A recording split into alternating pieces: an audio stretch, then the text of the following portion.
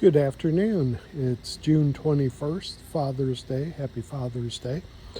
I just wanted to show you the progress that I've made or haven't made, whichever way you look at it.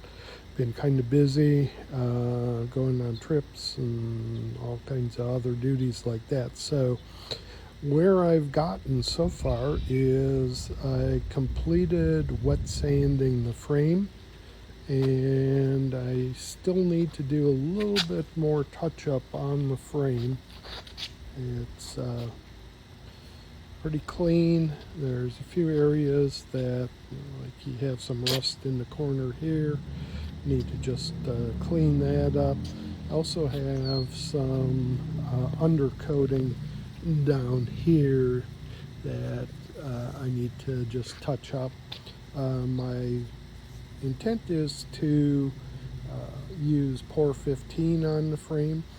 The decision is whether or not I'm going to spray it or paint it. I'm leaning towards spraying. I do have the TR250 reducer as well as the activator to help it dry faster. It's my understanding that TR250 likes humidity, and where I'm at, I only have about 19% humidity, so it's not very humid. Although it was raining yesterday, so I think that 19% may have gone up to 100%. Things that I noticed on the frame is really very solid. There's your typical dents that can be found in the frame where it either hit something or somebody jacked it up and dented it. But as far as a solid frame, it is truly solid. The cruciform plate, or what commonly called the t-shirt frame, is solid, both top and bottom, no rust there. And then as well as the trailing arm mounts, very solid, no rust there. I did come across one item that needs to be addressed, and that can be seen right down here. Common fault of TR frames is the differential mount has a tendency to crack, and that's usually the right side, although it looks like left side here, the frame is upside down. And you can see that it cracked, and that results in what I hear a clunking noise upon acceleration or deceleration. Somebody tried their darndest to repair it, and I don't want to throw stones on anybody because I'm not a great welder either, but the welding is pretty subpar.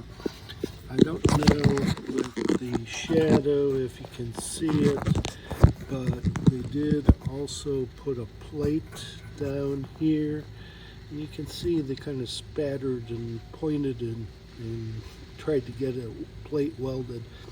Over on the far side, you can see that, and I'm not sure you're going to see that, it's not even welded.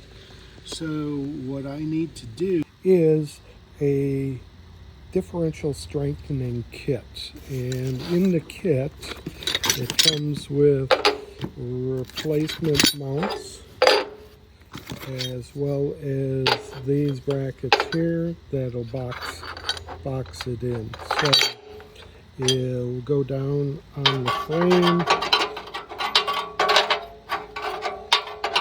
like so. I can do that kind of like so. This will get cut out. I'll leave the pin in, but everything else will get cut out and the weld will get ground down. This will replace it, so I'll slide over that pin, and then these pieces here will actually get welded to the side, so form a box and really strengthen the weak part of this frame. The other thing that comes with the kit are these plates here. This pin extends through this bottom frame to about a 1/2 inch. So this will get placed on top once it's flipped over, and then weld all the way around around the frame, and that'll give it some strength to the top as well. The other thing that I noticed with regards to the frame that I'll probably do, and I'm not sure how good this is showing up, but this cross member has really been beaten. It's dented in severely. You can see how it's separated from the channel above pretty significantly. I could hammer this back and run beads along it. I think the best way is just to make a cut here and here and replace this section. I believe it is 16 gauge, if I'm not mistaken, and so that would be another cleanup and repair. Once I have that cleaned up, it is on to spraying the TR250 or painting. Haven't decided yet. Other things that I've been doing has been I've completed blasting both the bulkhead as well as the wheel wells. If you can see the wheel wells back there. Of course, I think last video I showed the valance, and also did the doors, did the inner fenders, did the windshield frame. So everything is completely sandblasted, with the exception of the rear section of the Triumph.